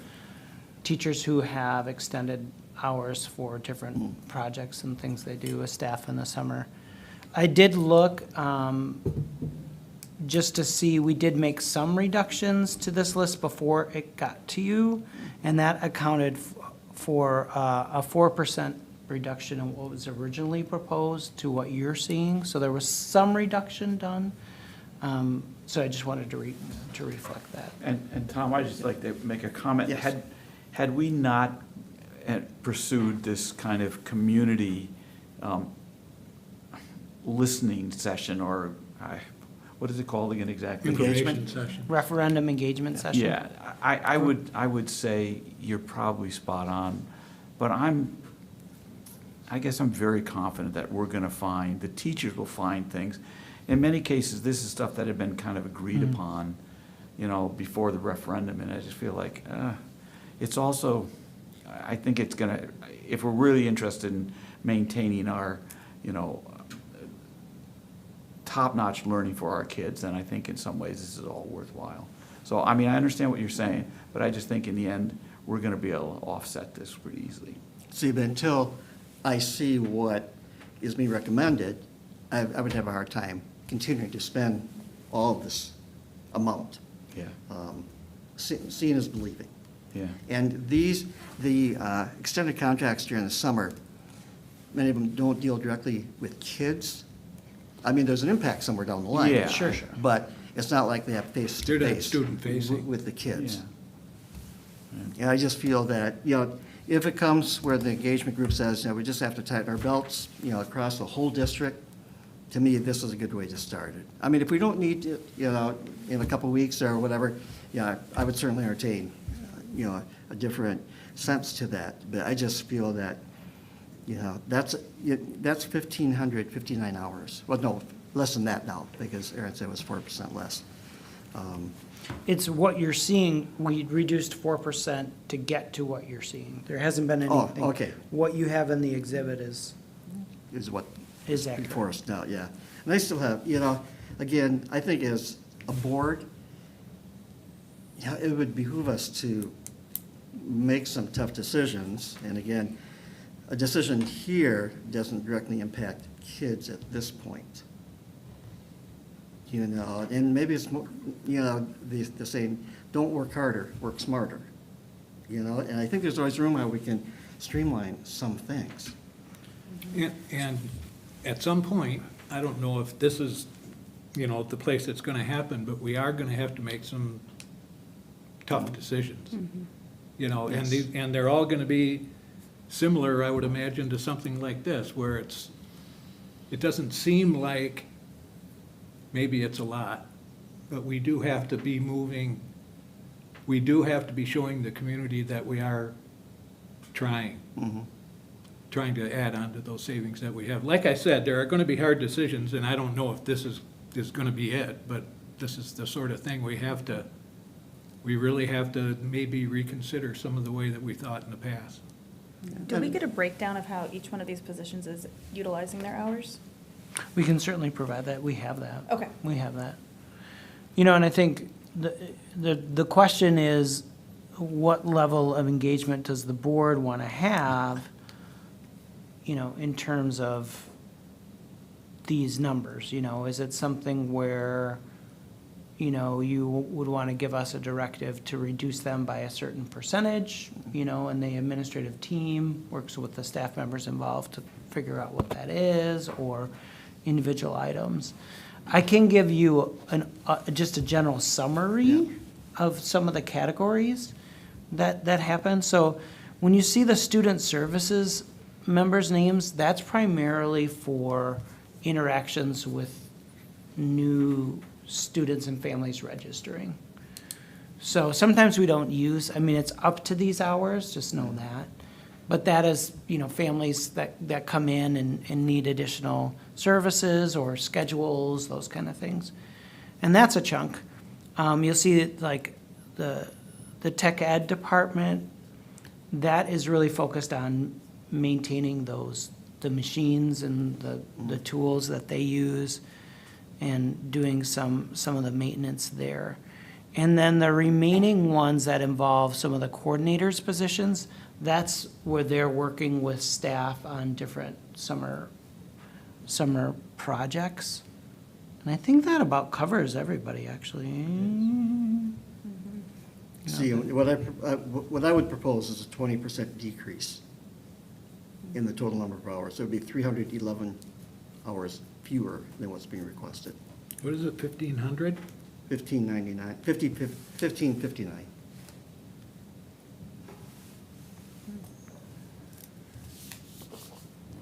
But I'm not sure how everybody else feels about that. Well, with that 20%, is that 20% across each line item?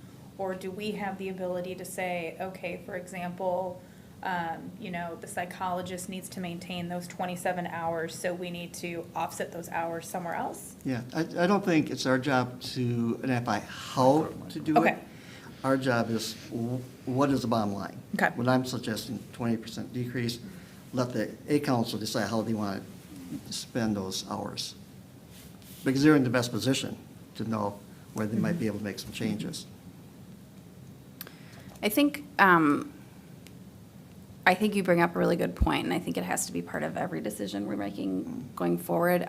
I think back to I don't know if it was our working retreat, when we went over all of the referendum cuts initially, and that 630,000 that we identified. In that meeting, we committed to not reducing things that are going to be impacting students, and this didn't come up, right? And so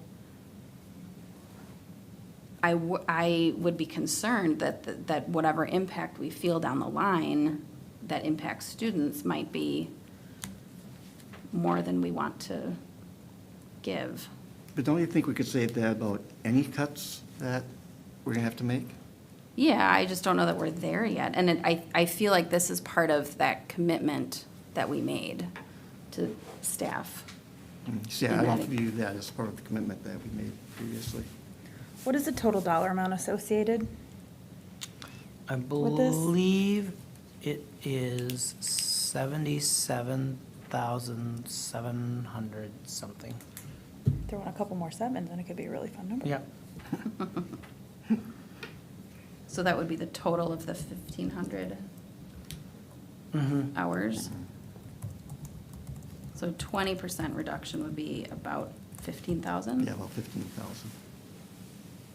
And it depends because different staff there have extended contracts have different salary amounts. Right, yeah, the amount you're getting there. Yeah. Is it more important for hours or total dollar for the reduction? Because those are two different things. And I know, Yeah. and I thought about that, and I would leave that up to administration, but from my point of view, it would be total hours, Total. not total cost. What, if we're gonna consider asking a council to go back and reduce this by 20%, what does that mean, knowing that that it's May 6th?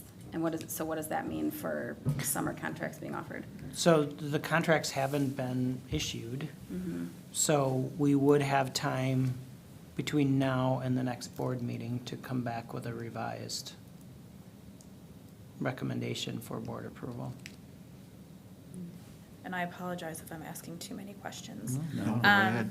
Did each one of these positions submit a proposal on why they needed them? Okay, Yeah, and to be honest, these are long-standing. okay, my apologies. There's nothing, No apologies. there's nothing on here that wasn't on last year. Okay, so these are more like recurring. Okay. They have been. Yeah. It's $77,702.24. Okay. Anybody else? Well, we have a motion and a second. If there's no more discussion, would all those in favor please signify by saying aye? Aye. Aye. Opposed? No. No, Motion carries 3-2. hope it doesn't back to haunt us. Action on recommended WEVA Destinations Career Academy Insight School of Wisconsin, Statute 118.408G, student transfers to resident districts. At this time, WEVA Destination Career Academy and Insight School of Wisconsin are requesting approval of the recommended student transfers back to their resident districts due to a lack of engagement. If you are in favor of this recommendation, a motion is in order. So moved. Okay. Tom, do I have a second? I can second that. Megan? Any other discussion? Of course. For the second month in a row, we have no K-5 students on this list. Terrific indication of the work that the WEVA staff is doing. We only have 6 students in middle school that are on the list. Again, that's quite remarkable. We have 7 12th graders on the list, which really saddens me because they're getting very close to that finish line to Yeah. graduation, even if they're just beginning seniors. I just wish there was something else we could do. Right now, there's nothing we can do, but hopefully in the future, there'll be some other options for these kids, especially when they can see graduation in their near future, potential graduation. That's a shame. It is a shame. Anything else? No, the only thing, I'll be taking a closer look at middle school and high school Okay. next year. All those in favor, please signify by saying aye. Aye. Opposed? Motion carries 5-0. And now we are to election of officers. At this time, Craig Howry, the board president serving as presiding officer, will entertain a motion to begin the process of election of officers. These terms as officers are for 1 year, consistent with the past practice. We will accept nominations for officers, beginning with the president. Any nominations for president? I'll make a nomination for Craig Howry, Thank you, for the Tom. position of president. Any others? I'll make a nomination for Megan Fessler for president. Okay.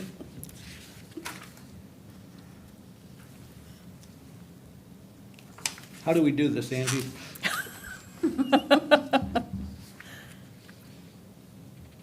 I believe that you need to get, you ask for a second. We'll take care of it. I believe you need to ask for a That second. would make sense. And then, I believe in order, I apologize, this is not, I don't know exactly how that works when you have two nominations, or Mhm. two motions. We did it one time in the past with paper ballots. Mm-hmm. We could do paper Why don't you ballots. two both stand up and give us a little background? No, I'm kidding.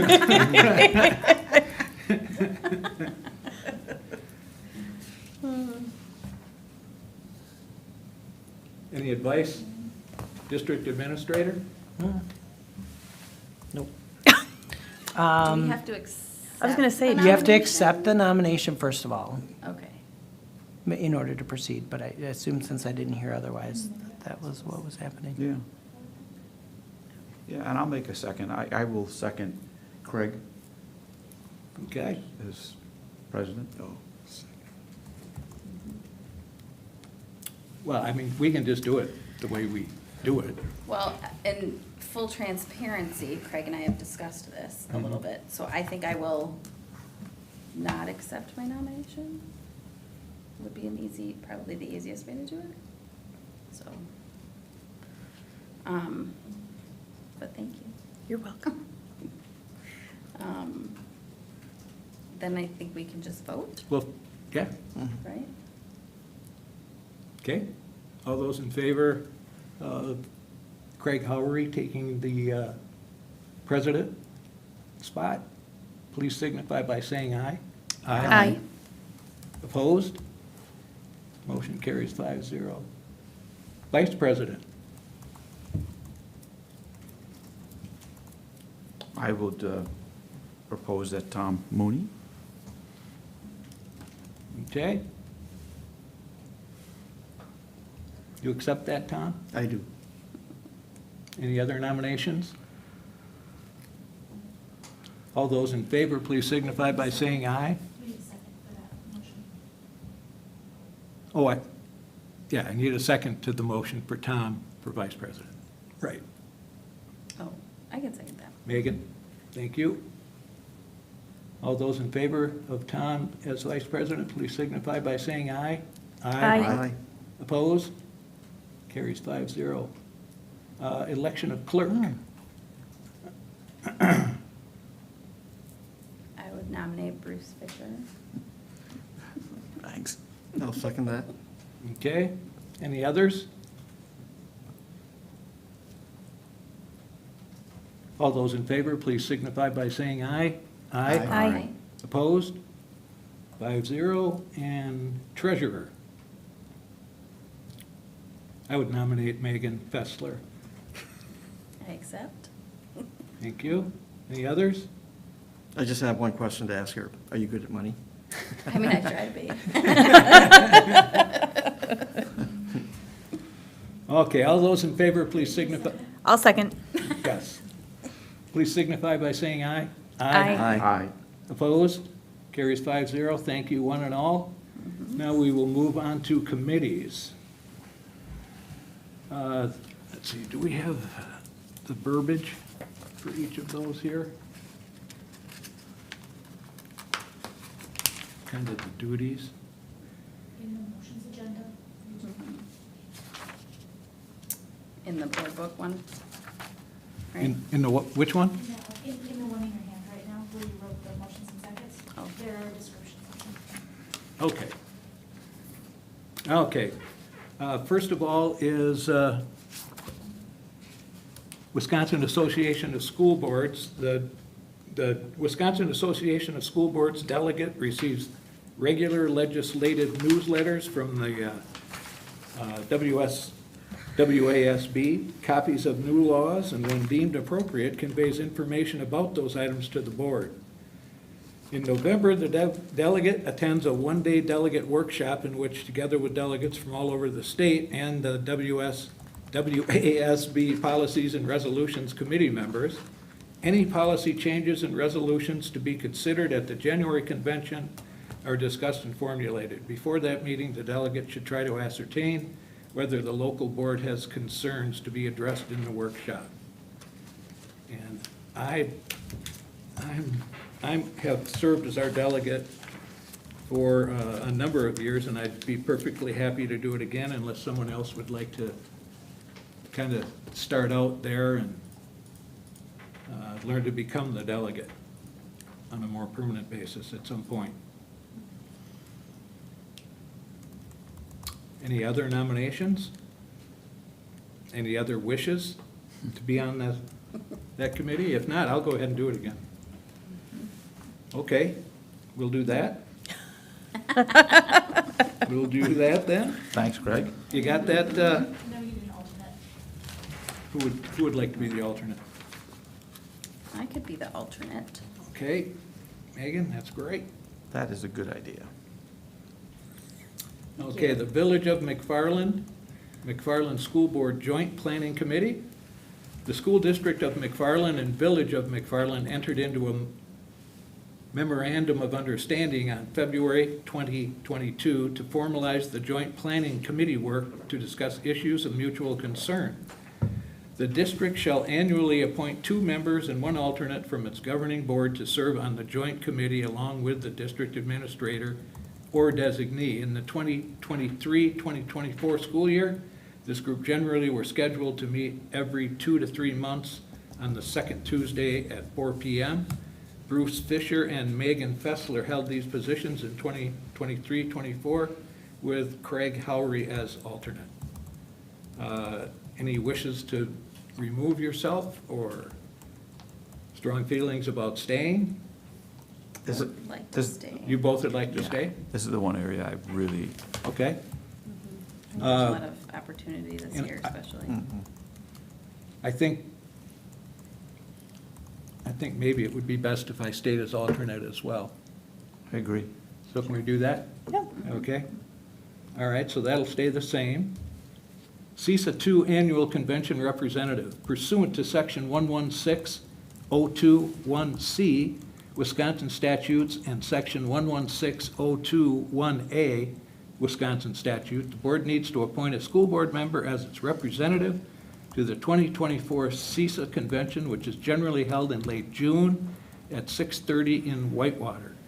For 2023, Tom Mooney served as the representative to the convention and Kate Green as alternate. Tom, would you like to Yes, I would. do that again? Yeah. The other opportunity is that you can also be on the Board of Control, which means you would represent other area, CISA 2 districts like Monona, Madison, Oregon, Stoughton, Yep. and Deerfield. Megan, would you be interested in an alternate spot For the CISA 2 for the one? CISA? When is it? Oh, which Megan are you talking to? Oh, that's a good Oh, one. I'm sorry. Do we have some kind of code in place here that when I call on a Megan, it's You can call me Lady H is what we said. Lady H? Yeah, or just H. maybe? That's what. Okay. You're really taking it, you grab it. The only thing I would Love caution us nicknames. is that our viewership might want to know exactly who we are. It's true. Because I Yes, know when that's Tom true. Allen and Tom, I was on, was that Tom M or Tom A? You don't think Lady H is, because I have an H in my name? Oh, you that's can do not- whatever you guys want, you know? Yeah, that's She's more of got a the extra nickname. flavor. Do you have anything you'd like, that you have an interest in? So I personally would love to be part of the Employee Relations Committee. Okay, And then the additional one at the bottom is the legislative liaison, but we can talk about that. But I mean, I'm more than happy to be an alternate for the CISA convention. What date is it? it's in June. We actually do have an exact date here. They informed us that it shall begin at 7 o'clock on Tuesday, June 18th, in the Whitewater Innovation Center. Is it one day? One evening. One evening? Oh, Yep. I can be an alternate for that, sure. Okay, we'll go with that then. Thank you. Business and Education Partnership Council. The Business and Education Partnership Council oversees and directs the business and education partnership efforts in the district. For the 2023-2024 school year, the group was anticipated to meet from 2 to 3 p.m. in person at a community location 4 times per year. Kate Green served in this position in 2023-24 with Tom Mooney as alternate. Does someone have an interest in taking Kate's spot? Or Tom, would you like to move up into Kate's spot and look for a different alternate? What day of the week do they meet again, did you say? I don't I think don't we know. remember them Oh. meeting. I was gonna No, say, it how hasn't did they gone. actually- And I don't this- think there's been one. This is one that I'm more than Megan- happy to do that as She well, wants to do it. Okay. unless you want to do That's it. true. No, I mean, I would be interested in serving as the alternate, Okay. So so, we'll get Two Megan Megans? Chapman Perfect. do you want, okay. No. and Megan Fessler as Yeah. alternate. Yes. Chapman and, And this is Fessler one, is I alternate. hope to see that it meets more. Yeah. I don't know the Yeah. story. Because I know that this is one of our goals. but you would be good for it as well. working Right. As you do. Oh, yeah. I think Thank both you. of you. Mm-hmm. I think it's a natural. Employee Relations Committee, beginning with 2024-2025, is it recommended that the Professional Staff Employee Relations Committee and Support Staff Employee Relations Committee combine into one. Employee Relations Committee to continue their work to serve as a means of representing McFarland School District professional and support staff regarding concerns, suggestions, and the overall satisfaction of the work environment. Its purpose shall be to allow representatives from each school within the district the opportunity to listen, respond, make recommendations, and act as a voice on behalf of the employees when meeting and conferring with the board and administration. For the 2023-2024 school year, PERZERC has generally met every other month around 3:45 p.m. Craig Howery and Megan Fessler agreed to serve on the Professional Staff Employee Relations Committee for 23-24 with Tom Mooney as alternate. Megan Fessler and Bruce Fisher agreed to serve on the Support Staff Employee Relations Committee for 2023-24 with Kate Green as alternate. And then there's another on the back page, there's one more item. Oh, thank you. Yeah. It's going For to the be combined committee, beginning in 2024, 2025, we would be looking to appoint a total 2 representatives and 1 alternate. I would like to be one of the representatives. Yeah, I think on our board That's survey, nice there were change. 3 of us that were interested. Yep. Yeah. I think it's a really rewarding committee to serve on, and but I think it's also highly a great learning opportunity. So, I mean, while I'm interested, I'm also willing to serve as alternate or step off. Because Megan, you said you were interested. So part of my professional background is working with employee groups and, really building camaraderie and taking feedback. And so this is something that's near and dear to my heart, is working with other people. So that's why I would like to be a part of it. Makes sense. And it seems like the 3 yeses were Craig, you, and I. So, Oh, okay. so And I it took my feels like name it's off it. I natural. wouldn't mind being on it either. So I didn't put that on but I defer for sure to either of you ladies, if you'd like. Well, Yeah, we got to get an alternate. yeah, We need one other. either one is the representative and one's an alternate. Yes, I think that'd be good. How should we I do can be it? the alternate. Thank you. Okay, Good. there we are. Thank you, both Megans. Wisconsin Virtual Academies representative. I'd be willing to do it again. Tom, you're so unbelievable. I know, you're I very don't good know at why it. we I've ever learned had so much from not you do just it. listening to the last few meetings about WEVA. Well, since no one else signed up for it, you know. I did it once before. Yeah, I know you did. On our I was- survey, I yeah, think you but it mean. just- It is very rewarding, though. It's nice to Yeah. know what our other school is all about. You were so thorough. It's amazing. Well, I'm fine with Tom remaining in that position, that's for sure. Same. Okay, we have a 3-year review representatives. Craig Howery and Bruce Fisher agreed to serve as the WEVA review representatives for the last review, which occurred in 2021-2022 for the 2023 through 2028 contract, and representatives will be appointed in May prior to the next review process. No representatives are needed for the 24-25 school year. That's easy. Okay. Legislative liaison. Should the board wish to appoint a legislative liaison, this position would keep apprised of pending legislation and serve as a point of contact with federal, state, and/or local legislators to communicate information on the Wisconsin, or McFarland School District goals and needs. Would look for a motion no, A nomination. nomination? Megan, you said you would, You don't need a nomination. We Yeah, don't know, yeah. yeah. so I don't know if you knew this or not, but my stepmother is a state senator. And I have very close relationships with the state senators in our district, as well as the state assembly person and various other political arenas. Well, maybe if you're willing, that might be a I'm more great than happy spot to. for you. And I like would make sense. adding this new committee to the board. It's Yep. really Yeah. needed. It's a great idea. I think Well, it it's- was your suggestion, Tom, sort of. But I didn't want to steal So that's your why I thunder like if you would like to do it. That's right. Do you But you know were- Representative Kitchen? Kitchen? He's from Appleton. No, but I did hear you talk about He's the him. one that I spoke about last week. That So is my stepmom in is the actually midst of the Senate education. minority leader. Okay. And so, How can we use that to our advantage?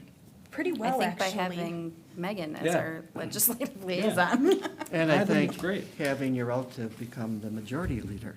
You know, we're working on it, but I mean, I've been having a lot of interesting conversations regarding bet. public education funding, and this is a role that I'm very excited to have the Okay. opportunity to do it, as long as you all say yes. Yes.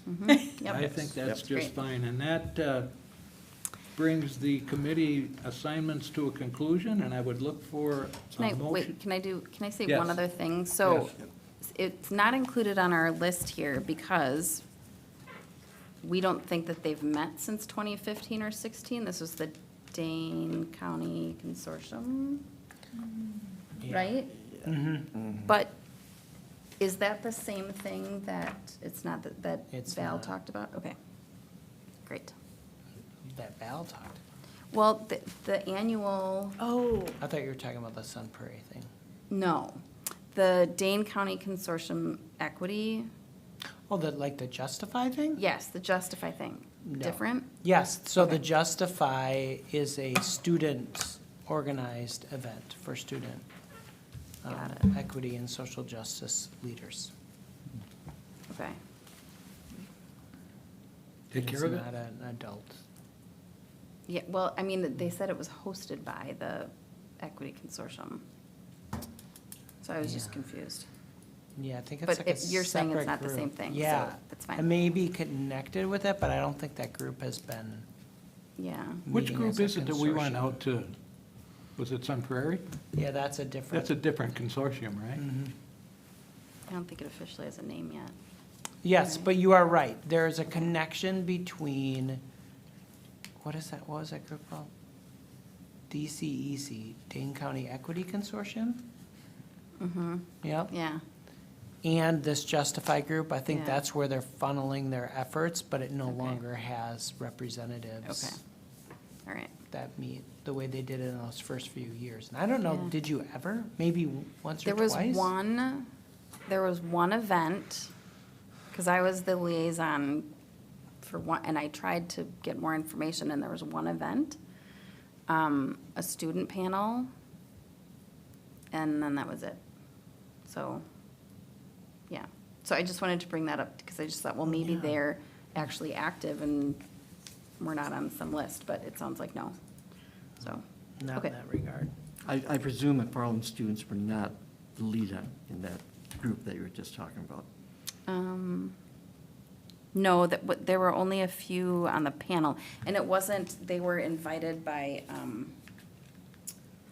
Percy Briggs, I think, Percy, yes.